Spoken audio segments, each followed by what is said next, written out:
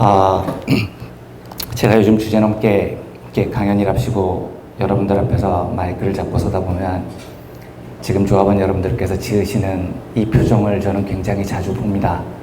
너는 도대체 누군데 감히 우리 앞에 서서 마이크를 잡고 무려 100분 동안이나 떠들려고 하느냐라는 엄청난 적대감을 지금 표정으로 드러내고 계시죠. 그런데 제가 이런 경험이 한두 번 있겠습니까? 그래서 어떤 곳에 강연을 가든지 제가 과연 누구인가에 대해서 소개를 하는데 굉장히 성심성의껏 시간을 쏟아붓곤 했습니다. 근데 여러 가지로 해보니까 이 소개가 제일 효과가 있었던 것 같아서 이렇게 저를 소개드리겠습니다. 제가 난생 처음으로 마이크를 잡고 강연을 처음 시작했던 게 2014년 겨울이었습니다. 전국 농민의 총연맹 전국 대의원대회 때였고 춘천에서 열렸습니다. 전국 농민의 총연맹은 아시는 분들은 아시겠지만 대한민국 농민운동의 심장 같은 곳입니다. 대한민국 농민운동을 상징하고 지난번에 촛불 집회 땐 트랙터를 이끌고 전봉준 투쟁단이라는 깃발을 들고 서울로 상경하셨던 그분들입니다. 그 단체의 전국대의원 대회라고 하면 전농을 대표하는 가장 과격한 농민운동가 한 100여 분 정도가 모이는 중요한 자리입니다. 그리고 2014년 겨울에 열렸던 대의원 대회에서는 그 100여 분의 과격한 농민운동가 대의원, 거기서 이제 동지들을 이렇게 부르는데요. 대의원 동지들이 모여서 총회를 열고 2015년 전농의 투쟁 방향을 결정하는 중요한 자리였습니다. 3박 4일간 열렸는데 대의원분들은 전부 입소를 하시면서 핸드폰을 반납합니다. 그리고 3박 4일 동안 강의 듣고 토론하고 강의 듣고 토론하는 되게 묵직하고 중요한 자리였습니다. 그 중요한 자리에 제가 영광스럽게도 첫 번째 강사로 초빙을 받아서 갔습니다. 떨리는 마음을 안고 춘천에 내려갔는데 도착을 하니까 사회를 보시는 박경대 정책위원장님께서 저를 이렇게 부르시더니 오신 대의원 동지들한테 소개를 해야 되니까 종이 쪽지를 한 장 주시면서 짧게 자기소개를 3줄로 적으시라고. 그래서 뭘 적으면 되나요? 그냥 짧게 살아오신 직업 석줄 딱 적으시면 된다고. 제 직업이라는 게 1997년에 저는 동아일보에서 처음 기자 생활을 시작했습니다. 그래서 동아일보 기자를 적고 2007년부터는 네이버라는 포털 서비스 회사에서 금융 서비스 팀장이라는 직책으로 일을 했습니다. 그래서 네이버 금융 서비스 팀장을 적고 2014년부터 지금의 작은 인터넷 진보 매체인 민중의 소리에서 일하고 있습니다. 그래서 민중의 소리 기자 이 3개를 적어냈습니다. 사회를 보시는 박경대 정책위원장님께서 조금 방심하셨던 겁니다. 이걸 미리 읽어보셨어야죠. 읽어보시고 이렇게 소개하면 안 된다고 바꿔 적으라고. 여긴 그런 데 아니라고 뭔가 저는 강연이 처음이니까 안내를 해주셨어야죠. 근데 이분이 방심을 하시고 이걸 그냥 들고 나가신 겁니다. 반갑습니다. 전국에서 모이신 대의원 동지 여러분 입소를 환영합니다. 대의원 동지들께 3박 4일을 함께 열어줄 첫 번째 강사를 힘차게 소개해드리겠습니다. 첫 번째 강사는 하고 그제서야 이걸 열어보신 겁니다. 여기서부터 못 읽으시는 건데 동아일보를 이거 어떻게 읽을 수 있겠습니까? 전국에서 제일 과격한 농민운동가 100여 분을 모아놓고 첫 번째 강사랍시고 부른 놈 출신 성분이 동아일보 기자라는 게 설명이 안 되지 않습니까? 그러니까 이분이 너무 놀라셔서 제가 저 구석에 있는데 눈이 진짜 이렇게 커지셨습니다. 이렇게 보시더니 한숨을 푹 쉬시면서 저를 이렇게 소개하셨습니다. 어떤 이유에서인지는 잘 알 수 없지만 40대 중반에 우리 편으로 전향하신 민중의 소리 이완배 기자님 모시겠습니다. 저를 이렇게 소개하셨습니다. 제가 그 뒤로 이 소개를 참 좋아합니다. 그래서 어딜 가든지 저를 이렇게 소개드립니다. 반갑습니다. 사람수 격동조합 조합원 여러분. 저도 잘 알 수 없는 이유로 40대 중반에 미련한 털 남기지 않고 깨끗하게 진보 진영으로 투항한 민중의 소리 경제담당 기자 이완배입니다. 반갑습니다.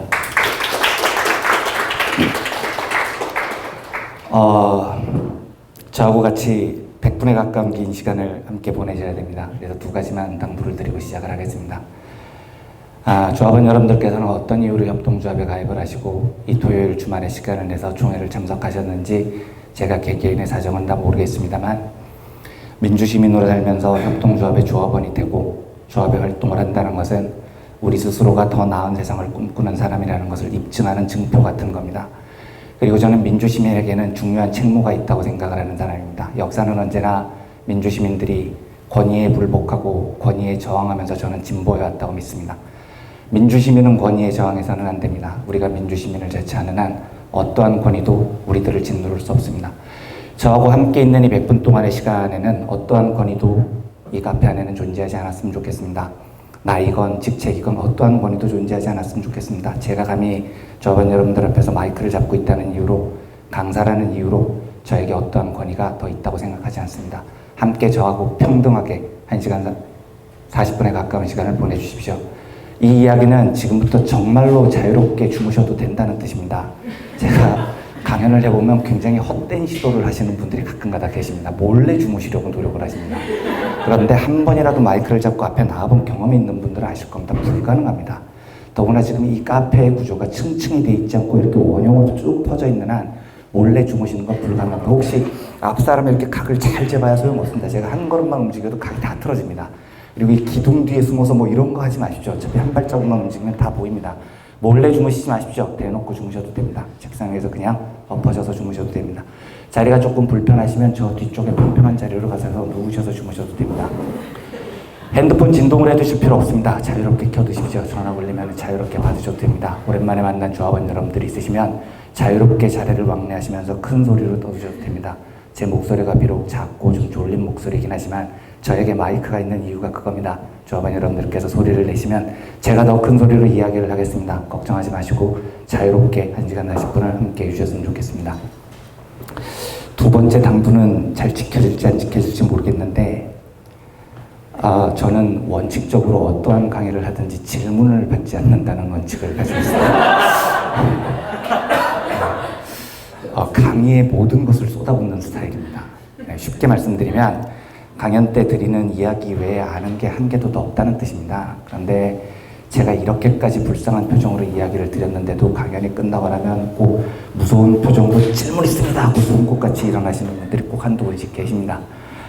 동등한 원리를 가진 민주주민으로서 그 질문할 권리까지 어떻게 막을 수 있겠습니까? 내가 정녕 당신에게 오늘 이것만큼은 물어보지는 않고는 못 베기겠다라고 생각이 드시는 분들이 있으시면 질문을 하셔도 좋습니다. 그런데 간곡하게 당부드립니다. 당신에게 이것만큼은 공부를 해야 되겠다고 생각을 하신다면 질문을 하실 때 부디 질문을 하시면서 잠깐 마음의 여유를 되찾으시고 고개를 들어서 제 얼굴 표정을 한 번만 살펴봐 주십시오. 제 얼굴 표정이 점차 어두워지면 모르는 겁니다. 자발적으로 질문을 중단하고 앉아주시면 좋겠습니다. 제가 목이 좀 안 좋아서 중간중간에 물을 좀 마시고 해도 괜찮을까요? 네.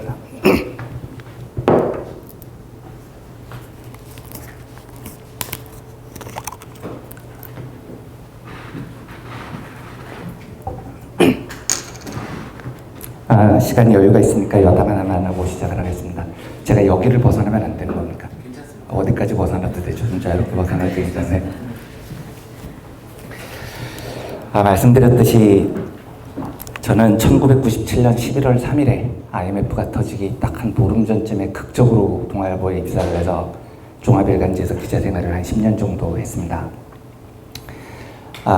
그런데 10년의 종합일간지 기자 생활에서 한 5년은 사회부 경찰팀에서 있었고요. 5년은 경제부에서 있었습니다. 살아오시면서 종합일간지 경찰팀 기자를 만나보실 일이 거의 없으시죠. 앞으로도 안 만나시기를 간곡하게 기원합니다. 이 종합일간지 경찰 기자라는 직업은 제가 인생에서 겪어봤던 모든 직업 중에 제일 힘들었었던 직업인데 군대 있을 때부터 더 힘들었습니다. 군기가 군대보다도 더 셌습니다. 그러니까 우리가 보통 대화를 할 때 보면 이렇게 어절을 띄우죠. 어절이라는 걸 단어 사이를 경쟁을 넘어서는 뭐 이렇게 어절과 어절 사이를 숨을 쉬면서 띄워가지고 보통 구분을 하죠. 그런데 종합일간지 경찰 기자들은 이 사이사이를 숨 쉬면서 띄우지 않습니다. 이 사이를 거의 다 씨발로 띄웁니다.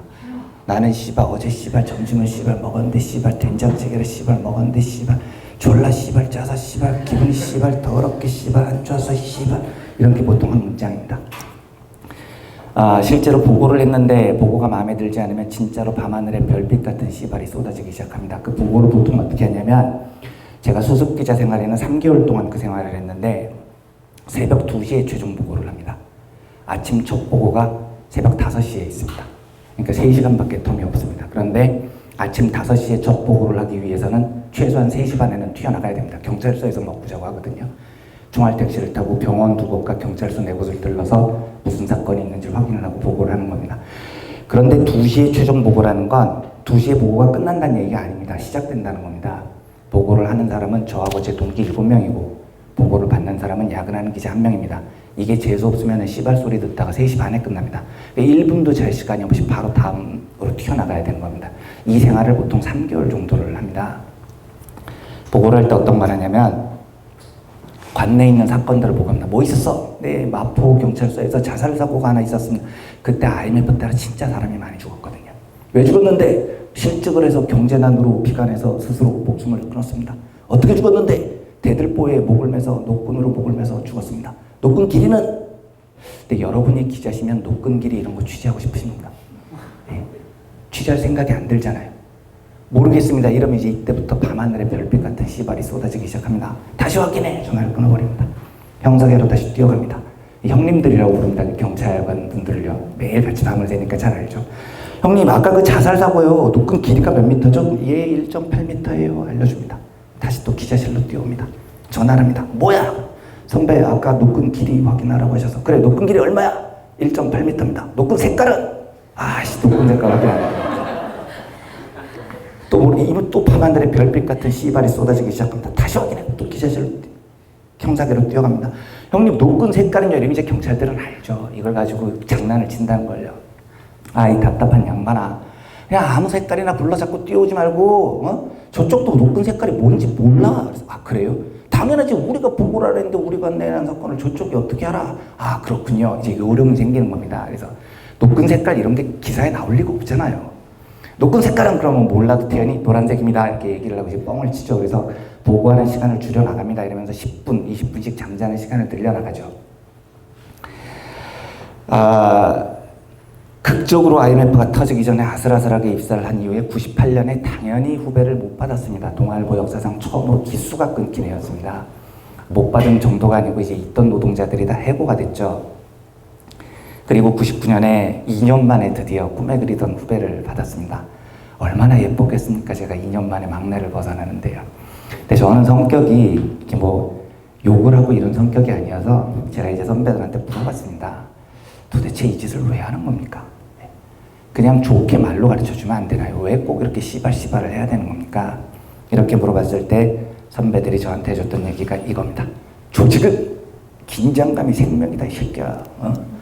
팽팽한 긴장감이 있어야 구성원들이 최선을 다하는 거야. 야, 내가 씨발을 해야 너희들이 열심히 일을 하는 거야. 그래야지 기자 일을 빨리 배우지. 내가 니들이 미워서 씨발 했던 게 아니야. 다 너희들 좋은 기자 만들려고 했던 거지. 라고 대답을 해줬습니다. 현대 경제학 이론 중에 매기효과라는 이름의 경제학 이론이 있습니다. 북유럽 지역이에요. 스칸디나비아 반도 일대, 노르웨이, 핀란드, 스웨덴 이런 나라들이 있는 곳이죠.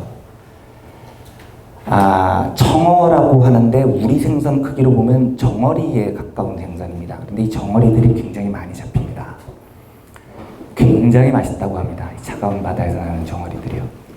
특히 북유럽 지역의 정어리들은 살아있는 상태에서 요리를 하면 식감도 뛰어나고 굉장히 고급 요리가 된다고 합니다. 문제는 이 정어리들이 등푸른 생선들이 다 그렇죠. 환경 변화에 굉장히 예민하기 때문에 큰 수주 안에 넣고 수백 마리씩 한꺼번에 운반을 해야 되는데 수주 안에 놓고 운반을 하다 보면 환경 변화에 적응을 못하고 수주 안에서 그냥 몰살을 해버린다는 데 있습니다. 그래서 북유럽 지역 어부들은 이 정어리들을 어떻게 하면 한꺼번에 죽지 않고 육지까지 운반을 시키느냐가 굉장히 중요한 과제가 됩니다. 아무도 이 일을 해내지 못하는데 덴마크에 사는 한 어부가 이 일을 해냅니다.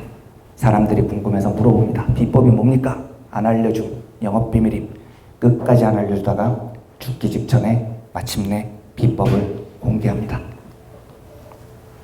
수조 안에 메기를 한 마리 집어넣는 겁니다. 이 상어라는 설도 있습니다. 상어라는 설도. 그런데 어쨌든 이름은 메기효과라고 돼 있어서요. 메기가 정어리를 잡아먹는 천적이라는 겁니다. 수백 마리가 들어있는 수조 안에 갑자기 천적이 한 마리 들어오니까 정어리들이 미친 듯이 도망을 다니기 시작합니다. 살아야 되니까요. 살기 위해서는 남들보다 더 빨리 헤엄을 쳐야 됩니다. 그러다 보니까 살아있더라는 겁니다. 육지까지 운반을 했는데요. 죽기에는 너무 바빴던 겁니다. 애들이 도망치느라고요. 죽을 틈이 없었던 거예요. 움직이느라고요. 이 이야기를 전해들은 경제학자들이 매기효과라는 경제학 이론을 만들어냅니다. 조직 내에 죽을지도 모른다는 공포감을 심어주는 겁니다. 가만히 놔두면 나태해서 구성원들이 죽는다는 겁니다. 팽팽한 긴장감을 안에 심어주면 조직의 구성원들은 살기 위해서 혹은 공포감 때문에 그 이유 때문에 더 열심히 움직입니다. 그러다 보면 구성원들이 더 활발하게 움직이게 되고 조직의 성과도 더 나아진다는 게 바로 이 매기 효과라는 이론의 요지입니다. 동의가 되십니까? 어떻습니까? 실로 개떡 같은 헛소리가 아닐 수 없습니다. 저는 대학교 때 경영학 이론을 들으면서 개론을 들으면서 이 이론을 들었는데 듣다가 육성으로 쌍욕을 터뜨릴 뻔했습니다.